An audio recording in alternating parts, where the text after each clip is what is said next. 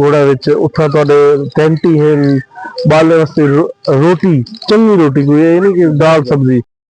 अस्सलाम वालेकुम, welcome to my new vlog. तुम देखते पे यूट्यूब चैनल केसी व्लॉग। जिवें तो पता है कि मैं तुहाडा अपना मोहम्मद साजिद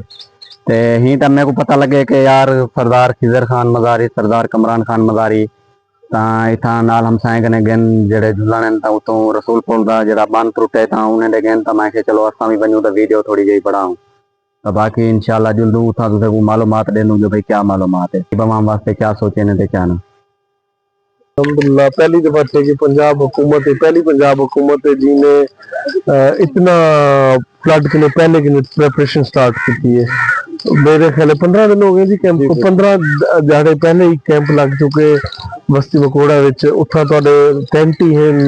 बाले वास्ते रोटी चंगी रोटी कोई ये नहीं कि दाल सब्जी चंगी रोटी मिलसे 3 टाइम दी मिलसे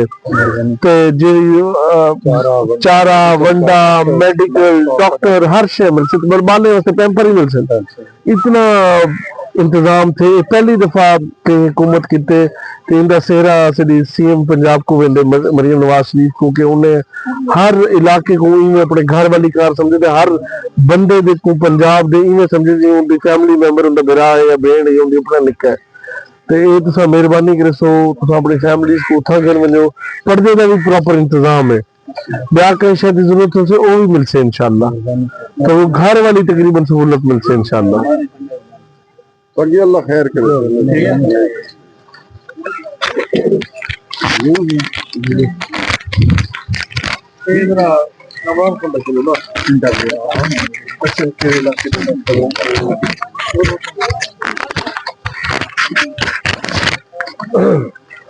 बिस्मिल्लाहिर्रहमानिर्रहीम। सब तो पहले शुक्रिया अदा करना सरदार खिजर खान दा एडू जा विजिट ने कच्चे चौहान दा असे देसी साहब दा इन्हें मेहरबानी की है। कल जिवें सारे को पता है मौजे रसूलपुर दा बंद टुटे हूं कने वस्ती झूलन जेड़ी काफी आबादी कच्चे चौहान दी झूला नहीं कर बैठे वो इफेक्ट है। असा रिक्वेस्ट की थी उन्हें को विजिट भी करवेंदे तो सारे एसी साहब दा खिजर खान ये अपील करेंदे पे अपने माल मवेशी जेरे अफराद हैं पे वो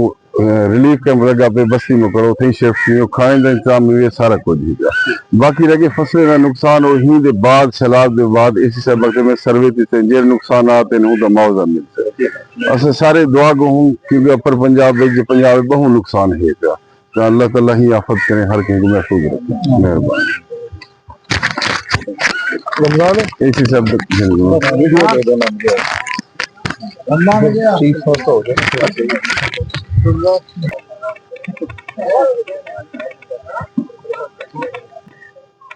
तो सही माशाल्लाह साढ़े एमएनए एमपी साहब